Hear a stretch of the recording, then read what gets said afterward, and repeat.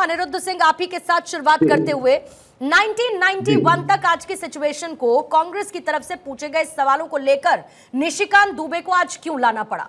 क्या यह बीजेपी का डिफेंस मैकेनिज्म है जिसको लेकर कांग्रेस लगातार सवाल उठा रही है? पूर्णिमा जी, जब भी मैं डिबेट करता हूं या कहीं भी चर्चा में रहता हूं तो बड़े आदर के साथ राहुल गांधी जी का नाम लेता हूं, लेकिन आज मुझे ऐसा लग रहा है कि उनके नाम के आगे जी जोड़ना उचित नहीं। एक बार।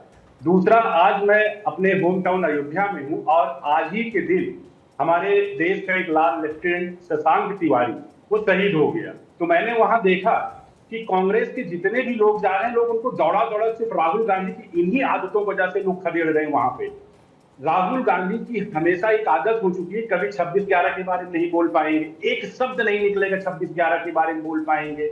वो ये नहीं कह पाएंगे कि नेहरू जी ने भैया 1960 में इंडस वाटर ट्रीटी क्योंकि जब 1947 में देश आजाद हो गया था। वो ये नहीं कह पाएंगे कि 93,000 सैनिक जब हमारे पास में थे तो 54 सैनिकों क्यों नहीं छुड़ा पाए। वो ये नहीं कर पाएंगे, लेकिन थथरई जरूर करेंगे।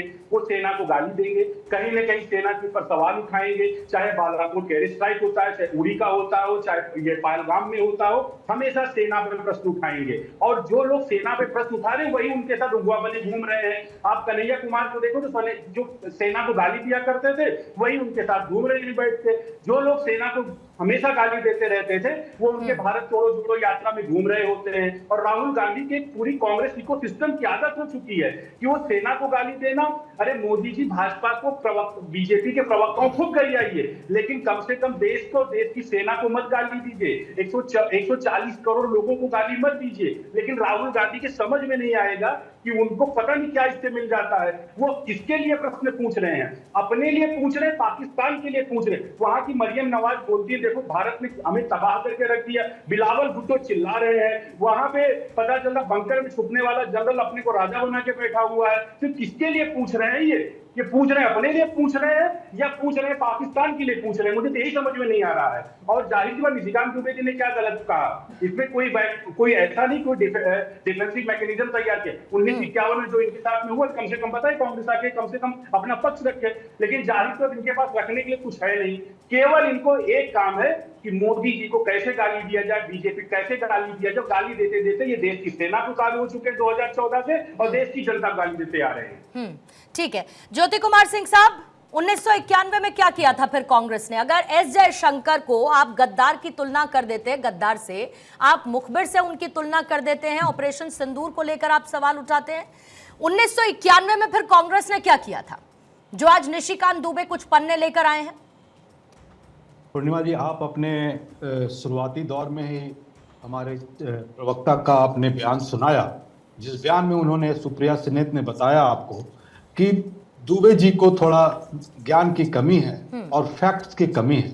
जब उन्होंने स्पष्ट आपके चैनल में खुद बोलते हुए मैंने सुना तो उन्होंने कहा कि जो समझौता था, जो हमने विड्रॉ किया था चंद्रशेखर सरकार से, वो 6 मार्च 1991 में किया था, और जो ये जब समझौता हुई थी वो अप्रैल 1991 की है। तो ये तो केवल गुमराह करने के लिए लोग बात कर रहे हैं। लेकिन मैं भारतीय जनता पार्टी के प्रवक्ता के उन बात का मैं जवाब देना चाहता हूं आपके माध्यम से, पूर्णिमा जी, कि जब ये कह रहे हैं कि हम इन लोगों ने कौन कौन सी बातें की और कौन सी बातें नहीं की और कांग्रेस ने क्या किया, क्या ये बताएंगे कि मध्य प्रदेश के डिप्टी सीएम और वहां के मंत्री ने क्या, किस तरह से सेनाओं का इज्जत किया, किस तरह से हमारी महिला सेना जो एयरफोर्स की मार्शल जो जिन्होंने जाकर उनके ठिकाने में जाकर दुश्मनों का, आतंकवादियों का सफाया किया, उसके लिए किस तरह की भाषा को बोला, किस तरह की भाषा को सेनाओं के लिए बोला, सेना के सेनापतियों और आर्मी के लोगों के लिए बोला कि उनको तो प्रधानमंत्री का पैर छूना चाहिए, और किस तरह की बातें करने लगे। सोफिया कुरैशी नाम था,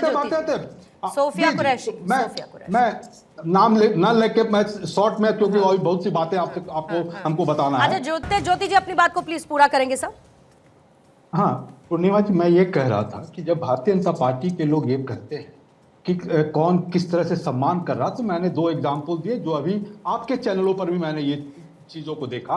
और सोचिए, भारतीय जनता पार्टी की इतनी बेशरम पार्टी है कि उस तरह का मंत्री जो इस तरह के हमारे सेनाओं का मनोबल घटाता है, ये गंदी गंदी बातें बोलकर। ज्योति जी, देश बड़ा है, ज्योति जी देश बड़ा है सर, ज्योति जी, देश बड़ा है, राष्ट्रीय सुरक्षा ज्यादा महत्वपूर्ण है। ये 2 लोग 3 लोग जिनका आप जिक्र कर रहे हैं, ये ज्यादा बड़ा हो जाता है। मैं पर्सपेक्टिव कांग्रेस का लार्जर देन लाइफ है या बहुत छोटा, ये समझने की कोशिश कर रही हूं। मुझे बस इतना बताइए कि आपने कहा कि हमने समर्थन वापस ले लिया था, क्या बाहर से समर्थन आप लोग दे रहे थे उस दौरान? क्या इस डॉक्यूमेंट में सिग्नेटरी आप लोग हैं या नहीं है? आपको मैंने जो फैक्ट जो उन्होंने बताया और मैं भी वही फैक्ट को दोहरा रहा हूं कि जब वो समय भी था, वो समय नहीं था जो आज का समय था। जिस समय कि हमारे जो आतंकी हमले हम पर हो रहे हैं, उस वक्त कश्मीर में क्या चल रहा था ज्योति जी? 1991 में कश्मीर में क्या चल रहा था, बताइए ज्योति जी। कश्मीर में क्या चल रहा था 1991 में? पाकिस्तान द्वारा भेजे गए आतंकी उस वक्त कश्मीर में क्या कर रहे थे? पूर्णिमा जी, अगर कोई सवाल लेती हैं तो उसका जवाब लेंगे। सर, मैं जवाब के साथ साथ काउंटर सवाल भी रखूंगी, उतना तो मुझे तय करने दीजिए कम से कम ज्योति जी। बिल्कुल कीजिए आप, लेकिन सवाल जवाब दे दे तब तो फायदा है ना। ठीक है, बताइए। तो मैं कह रहा हूं कि उस समय का जो समय था वो एक कंफ्यूजन पाकिस्तान और इंडिया के सेनाओं में ना हो कि, तो उसके लिए वो था। और अब जो है हम वो आतंकियों को खत्म करने के लिए जब युद्ध का माहौल है, उस समय आप जयशंकर ये बात बोलते हैं और राहुल गांधी जब ये बात करते हैं तो लोग मजाक उड़ाते हैं, सिल्ली उड़ाते हैं। और उसी को पुष्टि करने के लिए आज दुबे जी भी ने पुष्टि किया और माध्यमों से भी पुष्टि हो जाती है। भारतीय जनता पार्टी के विकास, कांग्रेस पार्टी क्या बोलती है? आप बोलती है कि प्रधानमंत्री आप बताएं, आप 151 फॉरेन ट्रिप लगाते हैं, 72 कंट्रीज में आप जाते हैं और आज आप एक कंट्री आपके साथ नहीं खड़ा है। आप बताएं ना कि सीज फायर, आप who has allowed Trump to speak about the ceasefire, उसको अनाउंस करने के लिए प्रधानमंत्री के मुंह से कोई बात क्यों नहीं आती है? जब सर्वदलीय मीटिंग होता है तो प्रधानमंत्री आकर बात नहीं करते हैं, मिलते नहीं है। किस बात का उनको डर है? फिर 1971 का कांग्रेस जिक्र क्यों नहीं करती कि 1971 के दौरान क्या हुआ था, बताइए। कश्मीरी पंडितों का पलायन 1991, कश्मीर में आतंक कैसे अपनी जड़ों को मजबूत कर रहा था, कश्मीर में आतंक को फैला रहा था, वहां की शांति को भंग कर रहा था, उसका जिक्र क्यों नहीं करती? 1971 में क्या हुआ था, उसका जिक्र कांग्रेस क्यों नहीं करती? आप उसका जिक्र क्यों नहीं करती जब इंदिरा गांधी ने पाकिस्तान के 2 टुकड़े किए थे? आपको तो ये बात नहीं समझ में आ रही है। वो 1971 को लेकर भी पाकिस्तान ये कहता है कि हमने युद्ध जीता था, वो ये नहीं कहता कि भारत ने युद्ध जीता था। तो पाकिस्तान का प्रोपेगेंडा कोई नई बात नहीं है, आप उसके जाल में क्यों फंसते हैं? नहीं, हम उसके जाल में आप फंसते हैं और बीजेपी के जाल में आप फंसते हैं। सर, बालाकोट और सर्जिकल स्ट्राइक पर सबूत किसने मांगे थे? आप भारत के सेनाओं का बालाकोट और सर्जिकल स्ट्राइक पर सबूत किसने मांगे थे? आप बताएं ना, आप बताएं कि जो सर, आप बताइए कि आपने सेना का मनोबल मजबूत कब किया? आप सुन लीजिए ना, 4 आतंकी आकर मार कर चले गए, वो 4 आतंकी कहां चले गए? अरे तो उनको पकड़ा जाना चाहिए ना, उसके लिए कौन इनकार करता है? ये बताइए ना सर। सुनिए ना, अगर आज एस जयशंकर ने जो किया, जो कांग्रेस कोर्ट करती है, अगर वो देशद्रोही हैं, तो 1991 में जो हुआ, क्या वो देशद्रोह की स्थिति नहीं थी? क्या कांग्रेस ने देशद्रोह उस दौरान नहीं किया?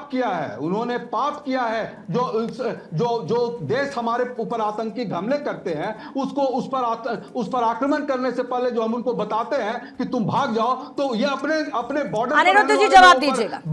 आपने बॉर्डर पर रहने वाले, अनिरुद्ध जी जवाब दीजिए, अनिरुद्ध जी जवाब दीजिए कि अपने बॉर्डर पर रहने वाले लोग क्यों नहीं आगाह किया, उनको क्यों नहीं इन्फॉर्म किया कि तुम बॉर्डर से हट जाओ, लेकिन उनके सेनाओं को बोला कि तुम हट जाओ। एक जो लीगल प्रोसीडिंग एक बात है, लेकिन ये कि सिद्धरमैया के बयान को इंडोर्स करते, इन्होंने क्या किया उस पर कब कितनी माफी मांगेंगे? बीके हरिप्रसाद के बयान को इंडोर्स करते। अनिरुद्ध जी, मैं तो बयानों पर जाना ही नहीं चाहती सर, मैं उन बयानों पर बहस फिलहाल नहीं करना चाहती, क्योंकि अभी उससे बहुत ज्यादा इंपॉर्टेंट इशू है डिस्कस करने के लिए।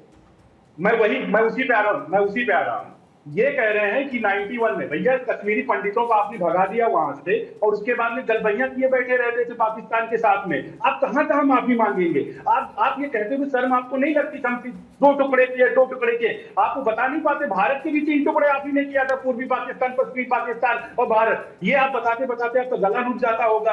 आप हमेशा, अभी तक ये सर्वदलीय बैठक हुई, उसमें तो आप कुछ पूछते हैं या नहीं पूछते, आप उससे पूछिए। जब फॉरेन मिनिस्ट्री की ब्रीफिंग हो रही उसमें आप पूछिए, उसमें आप नहीं पूछेंगे, लेकिन आप वो बात पूछेंगे जो एनिमी कंट्री को फायदा देगा। कितने जेट गिर गए, कैसे जेट गिर गए, कहां जेट गिर गए, कौन सा बम मारा, कहां का बम मारा। इनका सबसे बड़ा ये रहता है कि वहां के जो लीडर्स हैं वो हमेशा ये कहते हैं, मैंने बिल्कुल नहीं बोला, किसने अलाउ किया, बहुत विनम्रता के साथ आपको सुन रहा था, बहुत विनम्रता के साथ आपको सुन रहा था, क्योंकि कांग्रेस को 70 साल सुनते सुनते कान पक गए हैं। आप वहां पे जब वहां के लीडर कहते हैं कि भारत ने घुस के मारा, तबाह कर दिया, तो आप चिल्लाते हैं नहीं नहीं, तो आप किसका पक्ष लेते हैं भाई? आप कम से कम ये बता दो कि आप पाकिस्तान का पक्ष ले रहे हैं। जब हम पाकिस्तान में जाकर पीओ कब्जा कर सकते थे, पाकिस्तान का पक्ष लेके आपको लड़ाई सीज़फायर करनी है। कर दिया, आप और जब मोदी जी को सीज़फायर का ऐलान किया तो आज यूएन में और आपके ट्रम्प के सामने जाकर इतना झुकते हैं, प्रणाम करते हैं, आप उनसे नहीं, किसने उसको अलाउ किया? आपके फॉरेन पॉलिसी में, आपकी पूरी फॉरेन पॉलिसी की, देश की फॉरेन पॉलिसी को आपने बर्बाद कर दिया, पूरे देश को शर्मसार कर दिया आपने। पूरे 140 करोड़ लोगों का जो आकांक्षाएं थी, एक मिनट अनिरुद्ध जी, अनिरुद्ध जी, अनिरुद्ध जी, एक सेकंड सर, एक सेकंड सर, ज्योति जी, अगर आपके हिसाब से, एक सेकंड अनिरुद्ध जी, एक सेकंड, ज्योति जी, आपके हिसाब से अगर प्रधानमंत्री मोदी झुकते हैं, आपके हिसाब से एस जयशंकर झुकते हैं पाकिस्तान में, 1971 में इंदिरा गांधी ने क्या किया मुझे बताइए? कितना आपके पास लैंड आया था उस समय पाकिस्तान का, ये बताइए। कितने सोल्जर्स, कितने वॉर प्रिजनर्स आपकी कैद में थे जिनकी रिहाई हुई थी, ये बताइए। समझौता एक्सप्रेस के नाम पर क्या हुआ? 1991 में क्या हुआ जब कांग्रेस की सरकार थी? 1991 में आपका बाहर से समर्थन था, उस वक्त इस डील पर सिग्नेचर क्यों हुए? और अगर उसी डील आधारित ये कैरी हो रहा है, और इसको खत्म होना चाहिए, कौन सी मजबूरी कांग्रेस की थी उस वक्त सर, ये भी तो बताइए।